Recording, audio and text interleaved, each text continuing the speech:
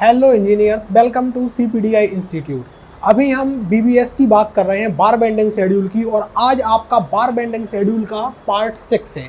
इसके पहले हम बार बेंडिंग शेड्यूल के 5 पार्ट ऑलरेडी देख चुके हैं, जिसको आप हमारे वीडियो में आप देख सकते हैं, जो आपके वीडियो हमारे CPDI इंस्टीट्यूट में डले हुए हैं। और अब हम इसके 6 पार्ट के बारे में बात करेंगे। तो आज हम बात करने वाले हैं कॉन्क्रीट कवर की, कि कॉन्क्रीट कवर क्या होता है। तो स्टूडेंट्स, यहाँ पे आपको बहुत ध्यान देना है। कॉन्क्रीट कवर एक बहुत ही इंपॉर्टेंट टॉपिक है BBS के रिलेशन में, जो आपको यहाँ पे सीखना है। कॉन्क्रीट कवर क्या होता है? Concrete cover is the thickness of concrete measured from the nearest outer surface of the reinforcement. जब भी आप क्या करते हैं, कोई भी आप मतलब स्टील स्ट्रक्चर बनाते हैं, चाहे बीम बनाएं, चाहे कॉलम बनाएं, चाहे स्लैब बनाएं, कोई भी चीज़ आप बनाते हैं, तब क्या करते हैं, आप उन दोनों की रीइंफोर्समेंट के ऊपर आप क्या करते हैं, कंक्रीट इस तरीके से पैक कर देते हैं ताकि उसमें एक डिस्टेंस बना रहे, और उसी को हम क्या कहते हैं, कंक्रीट कवर कहते हैं। Concrete cover is mainly provided to protect the reinforcement bar. Concrete cover हम क्यों प्रोवाइड करते हैं? ताकि हम अपने रीइंफोर्समेंट बार को क्या कर सकें, प्रोटेक्ट कर सकें। तो आप देखिए, मान लीजिए ये आपका क्या है, एक सेक्शन है, आपकी बीम है, आप देख सकते हैं। और बीम में आप देखिए, ये आपका क्या है, ऊपर वाला आपका कंक्रीट का सरफेस है, पूरा आपका कंक्रीट का सरफेस है। जब भी आप बीम कॉलम कहीं भी देखते हैं तो आपको बार्स कभी नहीं दिखाई देते, सीधा आपको कंक्रीट दिखाई देता है। तो ऊपर आप देखिए, ऊपर तक ये कंक्रीट भरा हुआ है, और इससे कुछ डिस्टेंस नीचे पे आप देख सकते हैं स्टायरेप्स, मतलब स्टायरेप्स लगा हुआ है, रिंग लगी हुई है, और इसको आप देख सकते हैं, हमने स्टायरेप्स बोला। और यहाँ पे आपके मेन बार्स लगे हुए हैं। क्या लगे हुए हैं? मेन बार्स आपके लगे हुए हैं। तो स्टायरेप्स और मेन बार्स जो लगे हुए हैं, जो स्टील लगा हुआ है, उस स्टील और कंक्रीट के सरफेस के बीच का जो डिफरेंस होता है, उस डिफरेंस को हम क्या कहते हैं, कवर कहते हैं। जो हमारा कंक्रीट सरफेस है और उसके बीच में जो हमारा रीइंफोर्समेंट लगा है, तो रीइंफोर्समेंट और कंक्रीट सरफेस के बीच का जो हमारा क्या है, डिस्टेंस है, उस डिस्टेंस को हम क्या कहेंगे, कंक्रीट कवर कहेंगे। कंक्रीट कवर अलग अलग प्रकार के होते हैं। हमने आपको अब जो हमारी डेफिनेशन थी उसमें भी आपको मेंशन किया है कि कंक्रीट कवर क्या है, आपका थिकनेस है। किसकी थिकनेस है? Concrete measured from the nearest outer surface of the reinforcement. Concrete की और रीइंफोर्स कंक्रीट सरफेस से जो नियरेस्ट रीइंफोर्समेंट लगाया हुआ है, उस रीइंफोर्समेंट के बीच में जो डिस्टेंस आता है, उसको हम क्या कहते हैं, कंक्रीट कवर कहते हैं। अब कंक्रीट कवर 3 प्रकार से होते हैं, जो आगे हम आपको वीडियो में बताएंगे। एक होता है आपका क्लियर कवर, एक होता है नॉमिनल कवर, और एक होता है आपका इफेक्टिव कवर। ये 3 प्रकार के आपके कवर होते हैं। इसके बाद आप देखिए, पर्पज ऑफ प्रोवाइडिंग कवर। हम आखिर कवर क्यों प्रोवाइड करते हैं? जितना हमारा रीइंफोर्समेंट था उसी में हम कंक्रीट डाल देते, तो इसके ऊपर से कंक्रीट डालने की क्या जरूरत थी? कवर हमने क्यों प्रोवाइड किया? तो हम क्यों प्रोवाइड करते हैं? To protect the reinforcement from corrosion. सबसे पहली बात होती है कि हम अपने रीइंफोर्समेंट को कोरोजन से बचा सके, जंग लगने से बचा सके। To provide the fire resistance to the reinforcement, और अपने रीइंफोर्समेंट को फायर रेजिस्टेंस दे सके, फायर रेजिस्टेंस से बचा सके। इसके बाद to provide adequate distance in order to develop required stress by reinforcement. जब हमारा क्या होता है, जो हमारे रीइंफोर्समेंट होते हैं, जब उसमें स्ट्रेस आता है, तो स्ट्रेस आने पर हम एक ऐसा कवर प्रोवाइड कर देते हैं ताकि उस स्ट्रेस का कोई भी प्रभाव हमारे स्ट्रक्चर पे ना पड़ पाए। इसलिए हम क्या करते हैं, हमेशा कवर प्रोवाइड करते हैं रीइंफोर्समेंट में। आप इस डायग्राम से ध्यान से देख सकते हैं कि मान लीजिए आपके पास एक सेक्शन है, ये आपकी क्या है, बीम है, और ये आप देख सकते हैं, और यहाँ पे आपने क्या, बीम के अंदर आपने क्या लगाए हैं, स्टायरेप्स लगाए हैं, और यहाँ पे आपने मेन बार्स लगाए हैं। तो इंजीनियर्स, जो हमारा ऊपर का सरफेस है वो किसका है? पूरा कंक्रीट से भरा हुआ है, तो इसको आप क्या कहेंगे, कंक्रीट सरफेस कहेंगे। और इससे थोड़ी सी डिस्टेंस में क्या लगा हुआ है, आपका स्टील लगा हुआ है, स्टील का स्टायरेप्स लगा हुआ है। तो डिस्टेंस पे स्टायरेप्स लगा हुआ है, और स्टायरेप्स के अंदर हमारे मेन बार हमने प्रोवाइड किए हैं। तो अब क्या होगा, जो कंक्रीट सरफेस से लेके अंदर स्टील तक की जो डिस्टेंस होगी, उस डिस्टेंस को हम क्या कहते हैं, कवर कहते हैं। अब कवर मैंने आपको थोड़ी देर पहले बताया था कि 3 प्रकार के होते हैं। इफेक्टिव कवर होता है, नॉमिनल कवर होता है, क्लियर कवर होता है। इसके बारे में आपको अभी डिटेल में इसी वीडियो में हम आपको बताने वाले हैं। इससे आप वीडियो से आप हमसे जुड़े रहिए कि जो आपका क्या है, कंक्रीट सरफेस से लेके आउटर स्टायरेप्स तक जो आपका क्या होता है, डिस्टेंस होती है, उसको हम क्या कहते हैं, क्लियर कवर कहते हैं। और जब हम अपने कंक्रीट सरफेस से स्टायरेप्स के अंदर जो हमारे बार प्रोवाइड किए हुए हैं, उस बार के बीच से हम जो डिस्टेंस दे रहे हैं, जो हमारा बार यहाँ प्रोवाइड है, और इस बार के बीच से वो हम कंक्रीट सरफेस तक की जो क्या ले रहे हैं, डिस्टेंस ले रहे हैं, इसको हम क्या कहते हैं, इफेक्टिव कवर कहते हैं। ये आपके बार बेंडिंग शेड्यूल में और आपके सिविल इंजीनियरिंग में बहुत ही इंपॉर्टेंट टॉपिक है। चाहे आप स्ट्रक्चरल इंजीनियर बनने वाले हैं, चाहे आप बार बेंडिंग शेड्यूल करने वाले हैं, आपका कवर एक बहुत ही इंपॉर्टेंट टॉपिक होता है जिसको आपको अच्छे से सीखना है कि आखिर हमको कवर क्यों प्रोवाइड करना है, और प्रोवाइड करना है तो कहाँ कितना कवर प्रोवाइड हमको करना है। तो आगे हमारे वीडियो से जुड़े रहिए, हम आगे आपको क्लियर कवर, नॉमिनल कवर और इफेक्टिव कवर के बारे में आपको हम बताते हैं। इंजीनियर्स नाउ अब हम आपको बताते हैं क्लियर कवर के बारे में। जो भी हमने कंक्रीट कवर पढ़ा था और हमने आपको बताया था कंक्रीट कवर में 3 कवर होते हैं। कंक्रीट कवर 3 प्रकार से होते हैं, क्लियर कवर, नॉमिनल कवर और इफेक्टिव कवर। तो अभी हम क्लियर कवर के बारे में देखते हैं। क्लियर कवर आपसे क्या कहता है कि the clear cover is the distance between the exposed concrete surface. Clear cover क्या है? जो कंक्रीट सरफेस है वहां से लेके कहां तक की डिस्टेंस है, to the nearest surface of the reinforcement. उस कंक्रीट सरफेस से जो सबसे पहले आपको रीइंफोर्समेंट मिलेगा वहां तक की आपकी डिस्टेंस है, वो क्या कहलाएगा, क्लियर कवर। अब आपको यहाँ पे ये कॉन्सेप्ट बहुत ध्यान से आपको याद करना है। मैंने आपको पहले ही बताया था कि मैं जो भी आप लोगों को बताता हूँ बहुत क्लियर कॉन्सेप्ट बताता हूँ ताकि क्लियर आप लोगों को अच्छे से समझ में आ जाए। इसलिए आप वीडियो को आप बिल्कुल देखते रहिए। बहुत ही इंपॉर्टेंट चीज़ आपको बताने वाला हूँ कि एज पर IS 456 1978 जो आपका 456 से 1978 पहले हमारा IS कोड था, उसने हमको क्लियर कवर के बारे में बताया था कि जो हमारा कंक्रीट का सरफेस है उस कंक्रीट के सरफेस से जो भी आपको क्या मिल जाएगा, रीइंफोर्समेंट मिल जाएगा, वहां तक की जो डिस्टेंस होगी उसको हम क्या कहेंगे, क्लियर कवर कहेंगे। आप देख सकते हैं ये हमारा क्या है, कंक्रीट का सरफेस है, वो ये हमारा क्या है, रीइंफोर्समेंट है। तो यहां तक की जो डिस्टेंस उसको हम क्या कह रहे हैं, क्लियर कवर कह रहे हैं। आपको बिल्कुल ध्यान से देखना। अब इसके बाद क्या हुआ, इस जो 456 से 1978 हमारा IS कोड था, इसका नया वर्जन आया। कौन सा वर्जन आया इसका? 456 से 2000। अब उसने इसी क्लियर कवर को क्या कह दिया, नॉमिनल कवर कह दिया, कुछ अलग सी डेफिनेशन देके। उसने क्या कहा, नॉमिनल कवर कहा। नॉमिनल कवर अब क्या होता है, आपको क्लियर कवर समझ में आ गया होगा। ये क्लियर कवर जो आपका कंक्रीट सरफेस है वहां से लेके रीइंफोर्समेंट जो आपका लगा है, रीइंफोर्समेंट के ऊपर तक की क्या है, इसकी मतलब आउटर सरफेस तक की आपकी डिस्टेंस है क्लियर कवर। अब नॉमिनल कवर क्या है? The nominal cover is the distance between the exposed concrete surface. Nominal cover क्या है? ये भी आपकी डिस्टेंस है कंक्रीट सरफेस से लेके to the nearest reinforcement bar including links. इसने क्या कह दिया कि कंक्रीट सरफेस से डिस्टेंस है कहां तक की, रीइंफोर्समेंट बार तक की ही डिस्टेंस है, लेकिन इसमें साथ में क्या कह दिया, इंक्लूडिंग लिंक्स, लेकिन लिंक को भी इंक्लूड करके। तो लिंक क्या होता है आपका, स्टायरप्स होता है। क्या होता है? स्टायरप्स होता है। तो ये बात कौन कह रहा है? IS 456 से 2000 वाला IS कोड आपका बोल रहा है। अब हमने देखा कि जो हमारा क्या था, क्लियर कवर था, वही क्लियर कवर लगभग हमारा क्या होता है, नॉमिनल कवर होता है। इसने केवल क्या कह दिया, इंक्लूडिंग लिंक्स की, आपको लिंक्स को भी इंक्लूड करना है।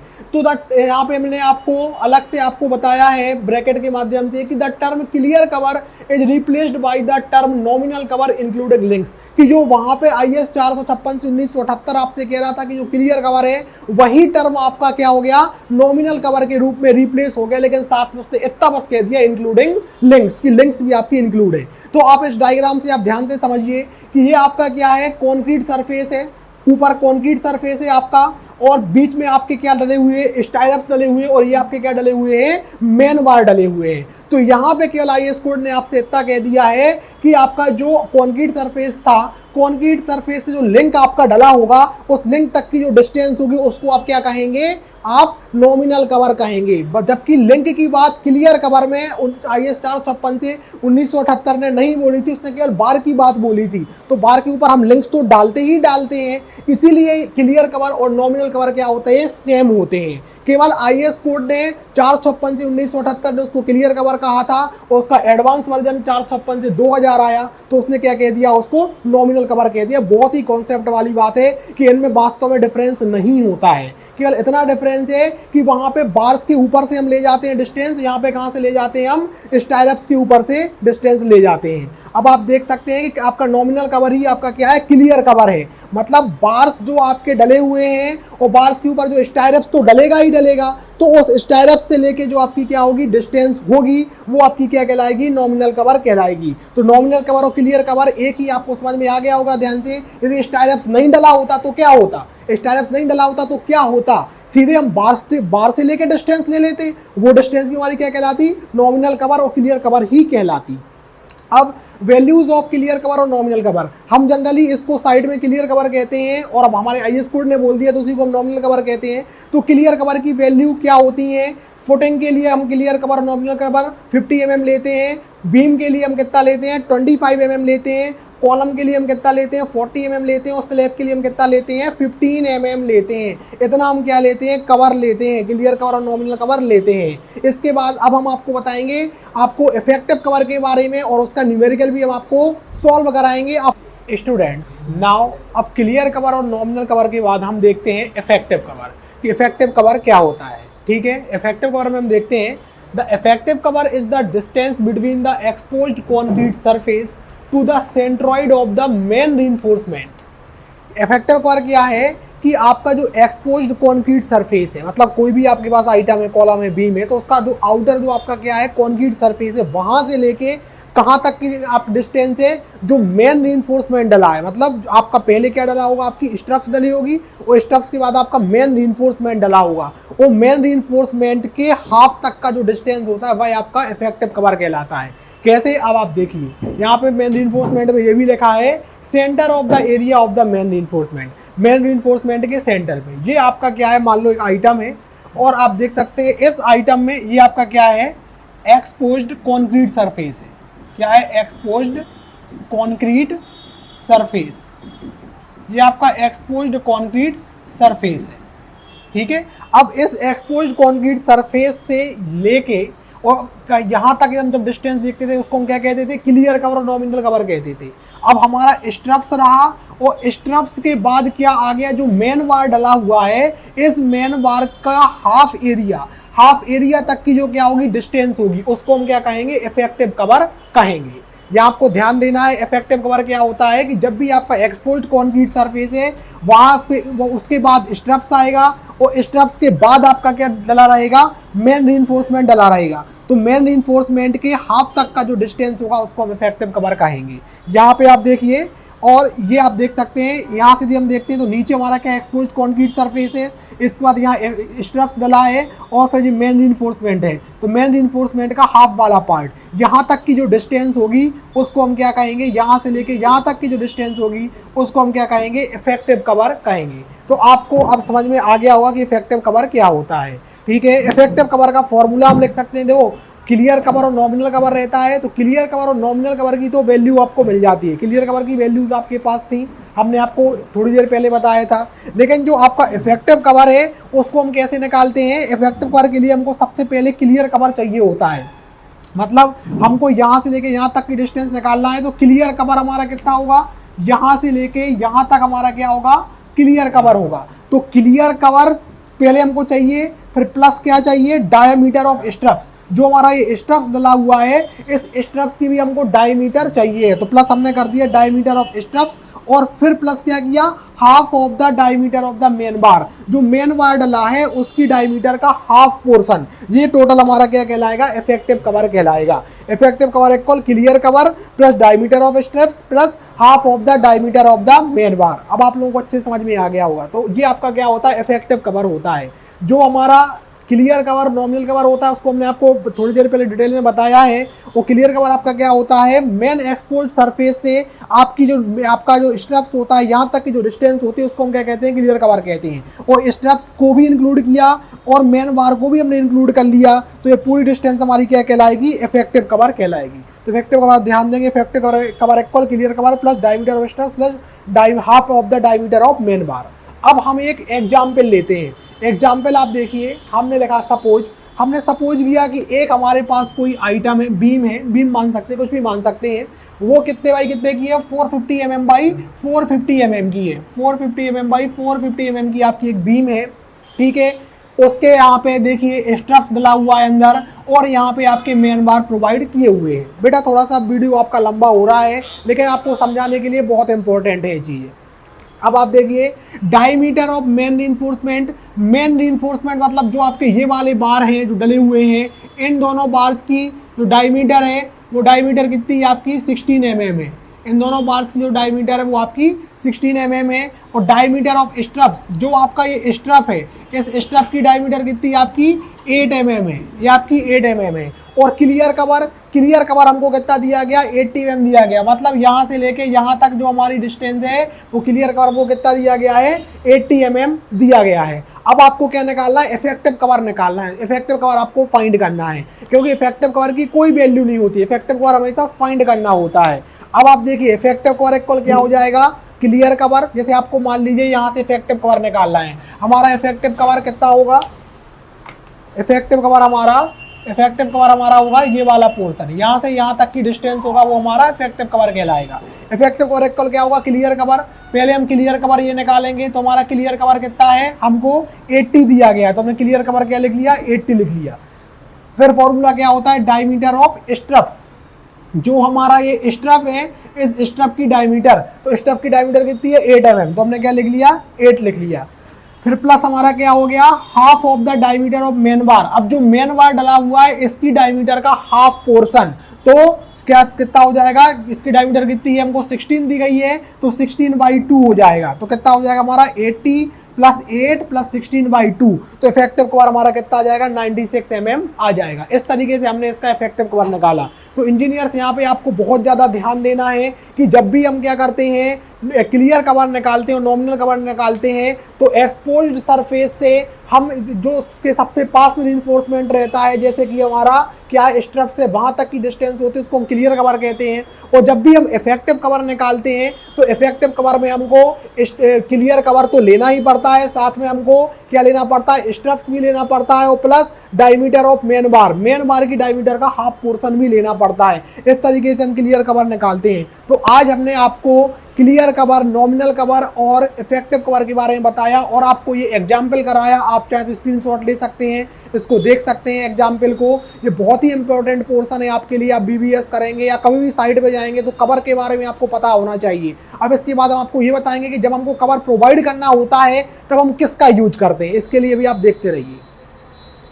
नाउ अब हमने आपको कवर के बारे में बताया, clear cover, effective cover, nominal cover. अब हमको सबसे इंपॉर्टेंट चीज़ ये देखना है कि आखिर ये कवर हम कैसे प्रोवाइड करते हैं। तो कवर को प्रोवाइड करने के लिए हमको कवर ब्लॉक्स की ज़रूरत पड़ती है। कवर ब्लॉक्स एक ऐसा आइटम होता है, छोटा सा आइटम होता है, जिसको हम क्या कर देते हैं रीइंफोर्समेंट के बीच में क्या कर देते हैं, प्रोवाइड कर देते हैं। और एक्सपोज्ड कंक्रीट सरफेस और रीइंफोर्समेंट के बीच में हम प्रोवाइड कर देते हैं। मतलब जैसे हम शटरिंग में अपने रीइंफोर्समेंट डालते हैं, तो रीइंफोर्समेंट और शटरिंग के बीच में हमने उसको फिक्स कर दिया और फिर क्या कर दिया, अपना कंक्रीट को प्योर कर दिया, कंक्रीट को डाल दिया। इसकी वजह से क्या होता है, वहाँ पर डिस्टेंस मेंटेन होता है।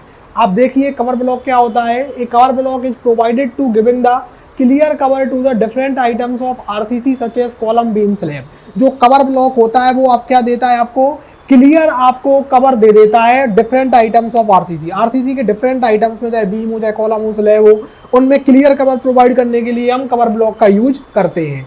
एक cover block is fixed between the reinforcement and shuttering. जो आपका कवर ब्लॉक होता है उसको आप रीइंफोर्समेंट और शटरिंग के बीच में क्या कर देते हो, फिक्स कर देते हो। And for maintaining the clear cover को मेंटेन करने के लिए between reinforcement and exposed concrete surface, exposed concrete surface के और रिइंफोर्समेंट के बीच में क्लियर कवर को मेंटेन करने के लिए आप कवर ब्लॉक देते हैं। आप यहाँ पे डायग्राम देख सकते हैं कि मान लीजिए मेरे पास एक बीम है और यहाँ पे हमने क्या रिइंफोर्समेंट अपने डाली हुई है हमारे मेन बार से, और ये हमारा क्या है स्ट्रप से।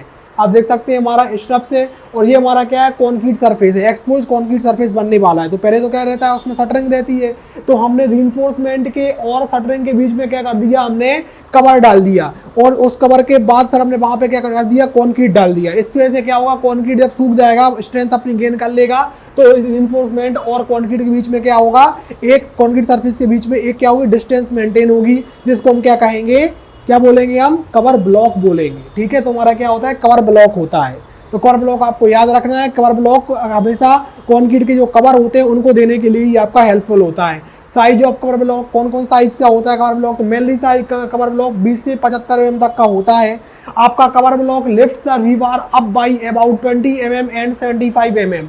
जो कवर ब्लॉक होता है वो क्या करता है, आपके रीबार को नीचे से ऊपर उठा देता है। आपने जैसे नीचे से आपने स्लैब आप डाल रहे हैं, तो नीचे आपने शटरिंग के और रिइंफोर्समेंट के बीच में आपने कवर ब्लॉक लगा दिया, तो उस रिइंफोर्समेंट को वो उठा देगा। कितना उठा देगा, 20 mm से 75 mm तक उठा देगा। And becomes a permanent and integral part of the poured concrete. और क्या बन जाएगा, एक परमानेंट पार्ट बन जाएगा पोर्ड कंक्रीट का। मतलब जो कंक्रीट आपने पोर किया है, डाल दिया है, उस कंक्रीट का परमानेंट पार्ट बन जाएगा, उसी में नीचे डला रहेगा, उसके आपको बाद कंक्रीट डाल दोगे तो अपने मन से वो क्या हो जाता है, सेट हो जाता है। ठीक है, ये क्या होती है, इसकी साइज होती है 20 से 75 mm तक लगभग इसकी साइज होती है। अलग अलग साइज के आपके मार्केट में अवेलेबल होते हैं। इसके बाद purpose of concrete cover block. Cover block हम क्यों डालते हैं, तो मेन पर्पस तो हमारा यही है कि maintain specified distance between rebars and shuttering.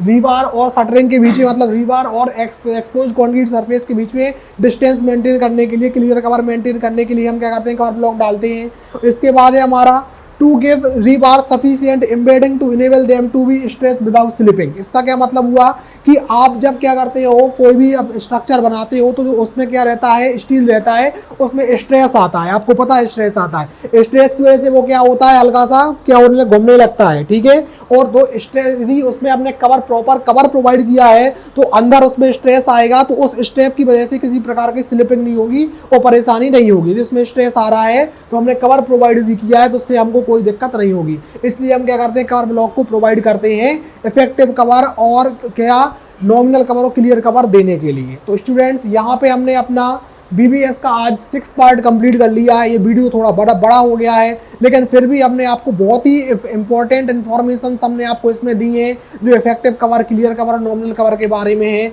तो बीबीएस का पार्ट धीमे धीमे हमारा आगे बढ़ रहा है और ऐसे वीडियो आपको और आगे मिलती जाएंगी जिसमें आप और अच्छे पार्ट कवर करेंगे और बीबीएस अच्छे से करना सीखेंगे। इसलिए आप वीडियो से हमेशा हमारे जुड़े रहिए और हमारे वीडियो को लाइक कीजिए, चैनल को सब्सक्राइब कीजिए ताकि आपको नोटिफिकेशन इनका मिलता रहे और वीडियो आपके पास आते रहे।